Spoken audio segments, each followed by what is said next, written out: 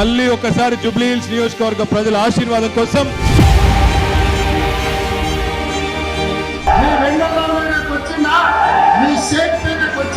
గల్లీలలో రేవంత్ అన్న తిరగడం అనేది ఒక చరిత్ర. 3 సార్లు ప్రజలే గెలిపించుకున్నారు వాళ్ళ గోపాల్ని. ఎంత అభివృద్ధి చేస్తే గెలిపించుకుంటారు? డమ్మీ ఎవరో రౌడీ ఎవరో బ్యాక్గ్రౌండ్ ఏందో అన్ని తెలుసు. చేసింది కాదు, పోయింది కాదు, రౌడీ ఏంది ఇది?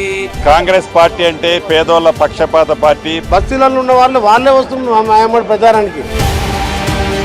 Naveen Yadav is an educated, bright, dynamic young man. ఇంతకు రెండింతలు ఉత్సాహంతో పనిచేస్తాం, ఇంతకు రెండింతలు అభివృద్ధి చేస్తాం. ఉన్నది లేనట్టుగా లేని ఉన్నట్టుగా చెప్పుకొని పబ్బం గడుపుకునే ప్రయత్నం చేస్తా ఉన్నారు. సెంటిమెంట్ ద్వారా ఓటు సాధించాలనుకుంటున్నారు వాళ్ళు.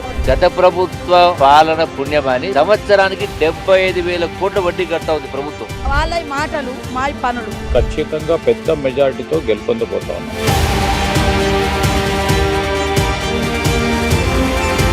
జూబ్లీహిల్స్ లో మైనార్టీల ఓట్లు కొల్లగొట్టాలనేటువంటి దుర్మార్గపు ఆలోచనతో మంత్రి పదవి చేశారు తప్ప మేము 6 గ్యారెంటీలు అమలు చేయలేదు కనుక జూబ్లీహిల్స్ మమ్మల్ని ఒడగొట్టిండ్రు అని అర్థమవుతుంది.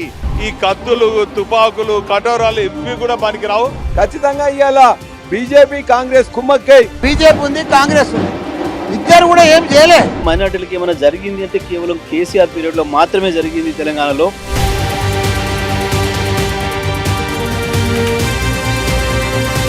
ఎందుకు వేయాలి ఇవాళ టీఆర్ఎస్ కోర్టు? ఇవాళ కుటుంబ తగాలతో బీఆర్ఎస్ కూడా చితికిపోయి ఉన్నది. కింగ్ ఎవరు బొంగు ఎవరు అని రేపు తెలుస్తుంది. లెట్స్ వెయిట్ అండ్ సీ అండి. తెలంగాణ మొత్తానికి మార్గదర్శకంగా తీర్పు ఇవ్వబోతున్నారు.